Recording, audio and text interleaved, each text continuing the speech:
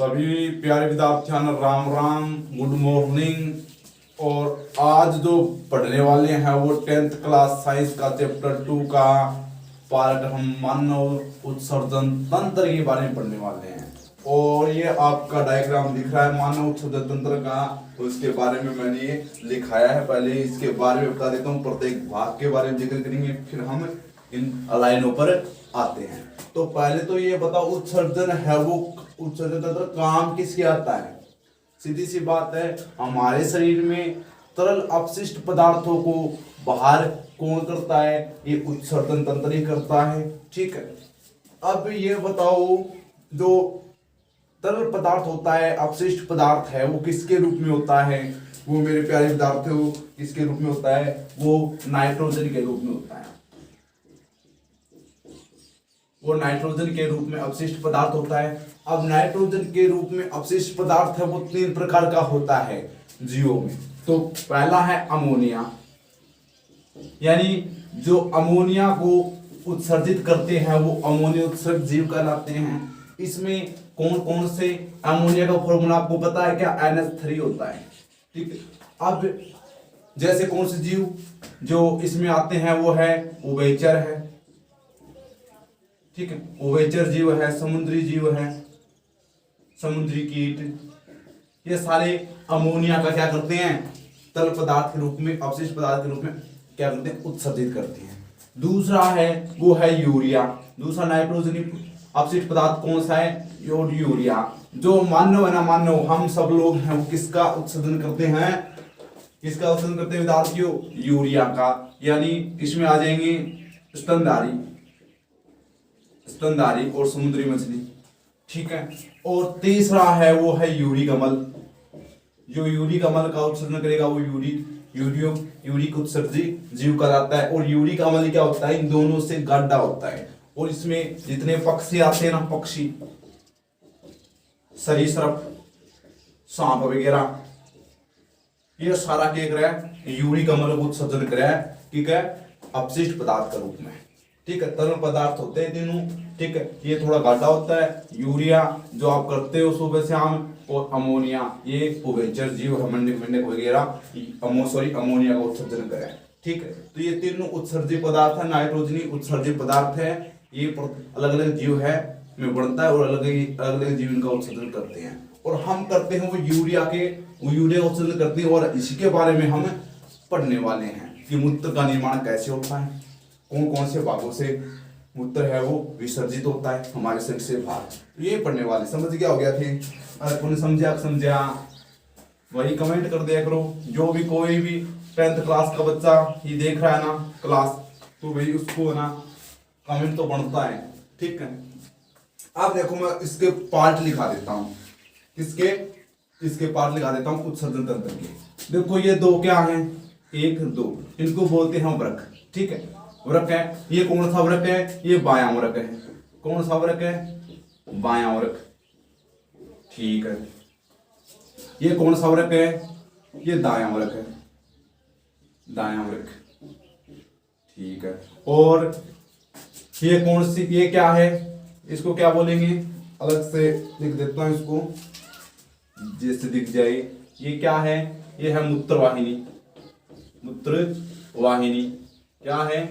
मूत्रवाहिनी है। ठीक है, इसको क्या बोलते हैं? इसको बोलते हैं मूत्राशय, जहां मूत्र एकत्रित होता है। ठीक है, मूत्र एकत्रित होता है। और इसको बोलते हैं भैया मूत्र मार्ग। क्या बोलते हैं? मूत्र मार्ग। ठीक है, जहां से मूत्र है वो निकलता है। ठीक है, मूत्र मार्ग। और इसको बोलेंगे हमें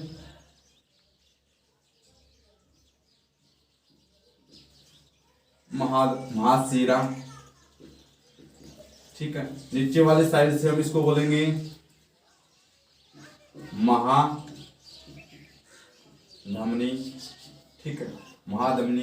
तो ये पार्ट्स हैं वो किसके हैं? उत्सर्जन तंत्र की है। इसमें मैंने क्या है? दोनों वृक्क इंपॉर्टेंट है, इसके बारे में पढ़ेंगे, मूत्रवाहिनी के बारे में पढ़ेंगे और मूत्राशय और मूत्र मार्ग, इन चारों टॉपिक के बारे में पढ़ेंगे। और इनके बारे में कोई जिक्र नहीं है, हमें कोई दिक्कत भी नहीं करना है। तो इन चारों के बारे में ही क्या है, मानव उत्सर्जन तंत्र में केक रह रहे हैं ज्यादा काम आवे है। ठीक है, तो वही लिख लिया, पार्ट समझ गया। अब देखो किडनी बोला, वर्कानी के बोला, किडनी बोला। ठीक है, मानव उत्सर्जन तंत्र ये हमारा हो गया टॉपिक। मनुष्य उत्सर्जन तंत्र शरीर के तरल अपशिष्ट पदार्थों को एकत्रित कर उनका निष्कासन करता है। यानी मनुष्य का जो उत्सर्जन तंत्र है, ये जो उत्सर्जन तंत्र है ये क्या करता है, शरीर से तरल अपशिष्ट पदार्थों को एकत्रित करता है और उसको बाहर करता है।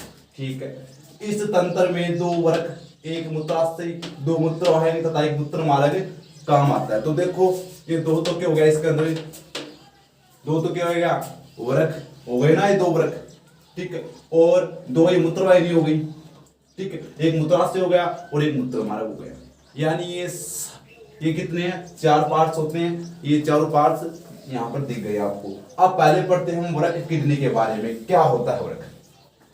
यह मानव का मुख्य उत्सर्जन अंग है। पहली बात तो वृक्क के बारे में थाने की याद रखनी है, सीधी सी बात याद रखनी है कि मैन काम जो उत्सर्जन है वो मूत्र उत्सर्जन का काम मैन किसके द्वारा होता है, वृक्क किडनी के द्वारा होता है। ठीक है, यह शरीर से कितने 75 से 80% तरल अपशिष्ट को बाहर निकालता है। यदि शरीर से तरल अपशिष्ट को कौन बाहर निकालता है, 75 से 80%, ये दोनों वृक्क ही, दायां वृक्क और बायां वृक्क निकालते हैं।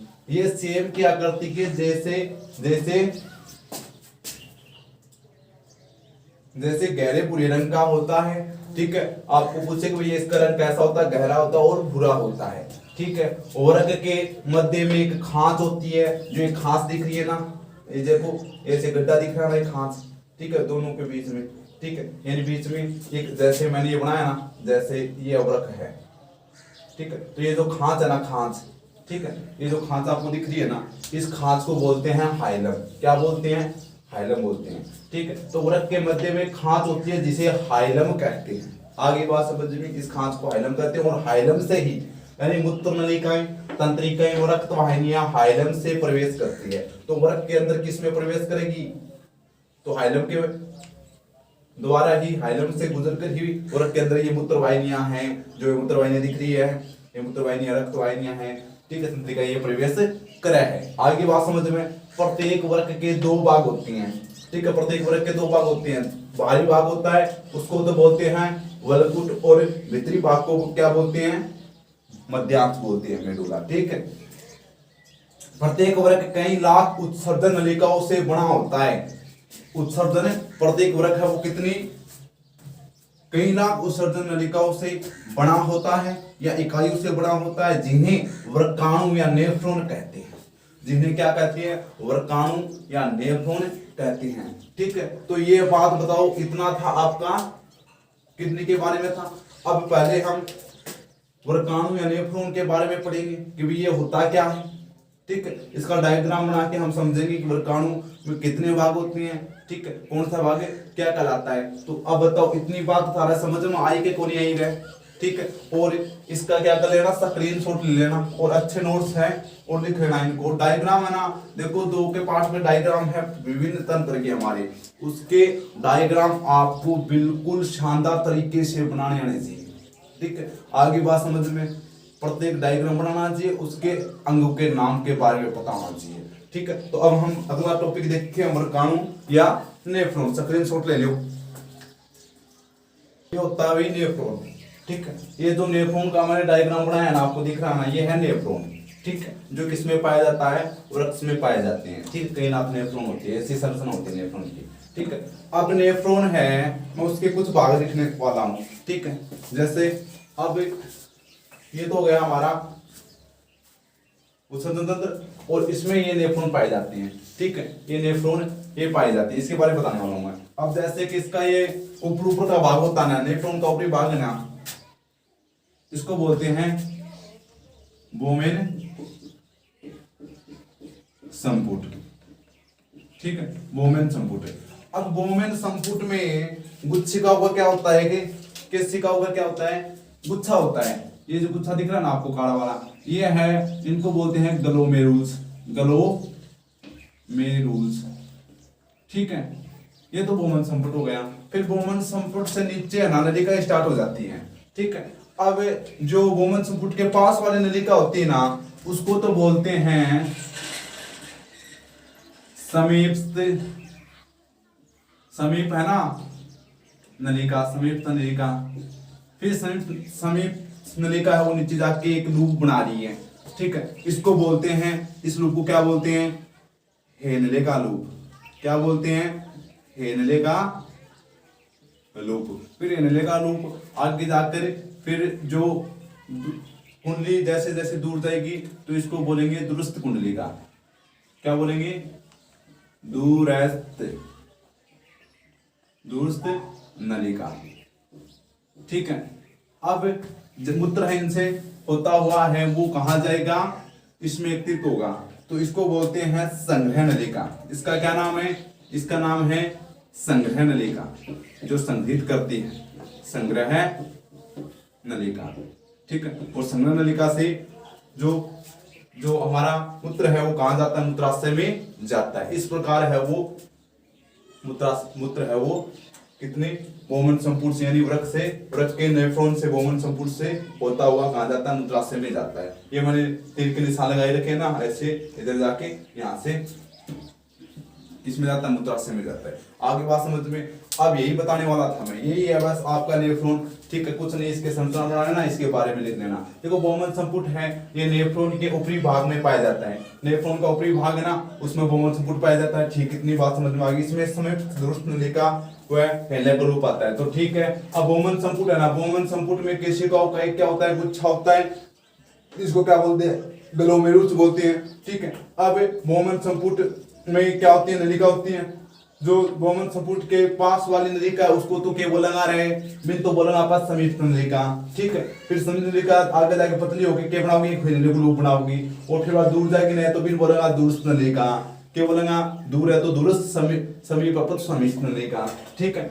फिर वो दूरस्थ नलिका वो किससे जुड़ी होती है, वो संग्रह नलिका से जुड़ी होती है, जिसमें क्या होता है, मूत्र एकत्रित होता है और वहां से कहा जाता है, मूत्राशय में जाता है। यही मैं बताने वाला था नेफ्रॉन की संरचना। तो इसमें वृक्क नलिका में देखो, इसमें ठीक है, यानी वो इसमें नेफ्रॉन को दो भागों में बांटा गया है, ठीक है। एक तो हो गया बोमन संपुट और एक हो गया ये नलिका, ठीक है, वृक्क नलिका बोलते हैं जिनको, ठीक है। बोमन संपुट के तो आ गया, बोमन संपुट ग्लोमेरुल्स आ गया। और अब बोमन संपुट है ना, बोमन संपुट वो उससे क्या है, अशुद्ध है ना, अशुद्ध पदार्थ आते हैं, ठीक है, अशुद्ध रक्त आता है, ठीक है। कहां से आता है, वो धमनी से जुड़ा होता है। बोमन संपुट का एक हिस्सा किससे जुड़ा होता है, धमनी से जुड़ा होता है, और एक हिस्सा है वो शिरा से जुड़ा होता है, और शिरा से शुद्ध रक्त जाता है, ठीक है। तो ये बोमन संपुट जो नेफ्रॉन था उसका डायग्राम है, यहाँ पर डायग्राम बनाना आना चाहिए। और ये बस छोटे मैंने शॉर्टकट में बताया, वैसे आपको बस जो बातें हैं वही है, जो आपको डायग्राम में भाग दे रखे हैं ना, उनके बारे में ही है बस, ठीक है। तो आप इसका स्क्रीनशॉट ले लेना, दोनों डायग्राम आने चाहिए एकदम अच्छे तरीके से। तो भाई अगला हमारा टॉपिक होगा वो कौन सा होगा, मूत्रवाहिनी, मूत्राशय और मूत्रमार्ग, तीन भाग बच गए, ठीक है। अभी हमने वृक्क पढ़ा है, सिर्फ वृक्क में नेफ्रॉन आते हैं उनके बारे में पढ़ा है। अब अगला मूत्रवाहिनी, मूत्राशय, मूत्रमार्ग, तीनों टॉपिक और हम कवर करते हैं, ठीक है। तो भाई स्क्रीनशॉट ले लो इसका, ठीक है, इसका स्क्रीनशॉट ले लो। टॉपिक है, ठीक है, वृक्क हो गया हमारा, ठीक है। अब मूत्राशय के बारे में दूसरा टॉपिक आपको मूत्राशय के बारे में दे रखा है। तो भाई सीधी सी बात है, बताने यहाँ पर समझा देता हूँ मूत्राशय क्या होता है। भाई मूत्राशय क्या है, एक पेज से थैलीनुमा संरचना दिख रही है आपको, थैलीनुमा संरचना दिख रही है, ठीक है, दिख रही है। क्या है, मूत्राशय में वृक्क से जो मूत्रवाहिनी है वो मूत्र लाकर एकत्रित करती है, मूत्र लाकर एकत्रित करती है। यही कार्य, यही काम है मूत्राशय को क्या करता है, मूत्राशय क्या करता है, मूत्र को एकत्रित करता है। क्या कर रहा है, अरे मूत्र ने इकट्ठो कर है, यो एकत्रित करता है, ठीक है। पूछे तो कैसी संरचना है इसकी, कैसी संरचना है, थैलीनुमा संरचना बतानी है। मूत्राशय की संरचना भी कैसी है, थैलीनुमा संरचना है। तो ये है क्या है, मूत्राशय है, ठीक है, ये क्या है, मूत्राशय। फिर आपको पूछे अगली है मूत्रवाहिनी, ठीक है, अगला टॉपिक है मूत्रवाहिनी। तो मूत्रवाहिनी क्या होता है भाई, मूत्रवाहिनी है वो क्या होता है, तो भाई सीधी सी बात है, मूत्रवाहिनी का कार्य क्या है, ये वृक्क से मूत्र को मूत्राशय में पहुंचाती है। यानी सीधी सी बात है, वृक्क से मूत्र को मूत्राशय में जिस वाहिनी द्वारा, जिस नलिका द्वारा वृक्क से मूत्र कहाँ पहुंचता है, मूत्राशय में विकसित होता है, कौन पहुंचाती है, उस नलिका को क्या कहा जाता है, मूत्र वाहिनी कहा जाता है। क्या कहा जाता है प्यारे विद्यार्थियों, मूत्र वाहिनी कहा जाता है। बताओ समझ में आवे कि नहीं आवे? देख लो, वृक्क से जुड़ रही है तो वृक्क से मूत्र ने घटक पहुंचावे, मूत्राशय तक पहुंचावे दो। जबकि मूत्र वाहिनी की संख्या कितनी होती है, 1 2 होती है। 2 मूत्र वाहिनी की संख्या होती है और जो वृक्क से क्या करती है, मूत्राशय तक मूत्र को पहुंचाती है। तो ये कार्य किसका हो गया, मूत्राशय का हो गया। ठीक, तो मूत्र वाहिनी का हो गया। ठीक है, और मूत्र वाहिनी है वो वीर्य होता ना, वीर्य, ठीक है ना, वीर्य को, इसमें शुक्राणु होते हैं, वीर्य को भी क्या करते हैं, मूत्राशय से मूत्र मार्ग द्वारा भेजती है। ठीक है, तो ये भी शुक्राणु होते हैं ना, उनको भी वृक्क से कहाँ, मूत्राशय तक पहुंचाती है। यानी मूत्र को भी और वीर्य को भी, दोनों का क्या है, एक ही रास्ता है। ठीक है, यहाँ से वीर्य आता है मूत्र वाहिनी के द्वारा और यहाँ से क्या आता है, मूत्र आता है। आगे बात समझ में? ठीक है, अब अगला टॉपिक है वो कौन सा है, वो है मूत्र मार्ग। ठीक है भाई, मूत्र मार्ग क्या है, मूत्र मार्ग जिस देखो मूत्राशय में क्या हुआ, मूत्र एकत्रित हुआ, फिर एकत्रित होने के बाद संकुचन होगा इसमें। ठीक है, हमारी माइंड तक जाएगी बात कि भाई मूत्र है वो एकत्रित हो चुका है, अब ज्यादा एकत्रित नहीं कर सकते, तो भाई पेशी संकुचन होगा, भाई संकुचन होगा तो फिर मूत्र मार्ग खुलेगा, मूत्र मार्ग खुलेगा तो भाई मूत्र है वो शरीर से, इससे उत्सर्जन तंत्र से बाहर भेज दिया जाता है। ठीक है, अब जब ये जो आदमी होते हैं ना, मनुष्य होते हैं ना, मनुष्य, तो भाई मनुष्य का जो मूत्र मार्ग है, ठीक है, वो स्त्रियों से क्या होता है, स्त्रियों की तुलना में लंबा होता है। क्या होता है, लंबा होता है। मूत्र मार्ग है वो मनुष्य का क्या होता है, बड़ा होता है स्त्रियों की तुलना में। ठीक है, तो यही कार्य है, यही आपकी बातें हैं। तो वही बताओ टॉपिक किसको लागे हो, किसी क्लास समझ में आई, कमेंट करके बताइयो। अगर क्लास अच्छी लगी है कि खराब लगी है, ठीक है, लाइक कर दियो, अच्छी लगी है तो शेयर कर दियो क्लास ने। और चैनल अगर सब्सक्राइब नहीं किया हो तो प्लीज चैनल ने सब्सक्राइब जरूर कर लियो, बेल आइकन प्रेस कर लियो।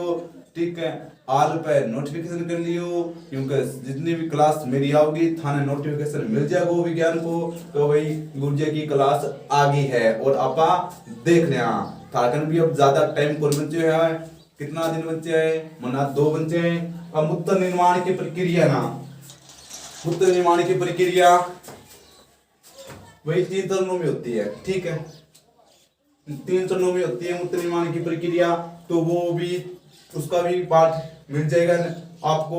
ठीक है, तो भाई उत्सर्जन, पहले उत्सर्जन के पार्ट्स हैं, नेफ्रॉन का डायग्राम है, उत्सर्जन का डायग्राम है, समझ में आ चुका होगा आपको। अगर आ रहा है, शानदार लगी है क्लास तो लाइक कर देना और अपने दोस्तों को, ठीक है, शेयर कर देना, जैसे उनको भी फायदा हो। 1 लाख को लेना फायदा हो, शेयर करने, सारा नवीन बांट के खानों में। ठीक है, तो भाई जय हिंद, जय भारत, वंदे मातरम।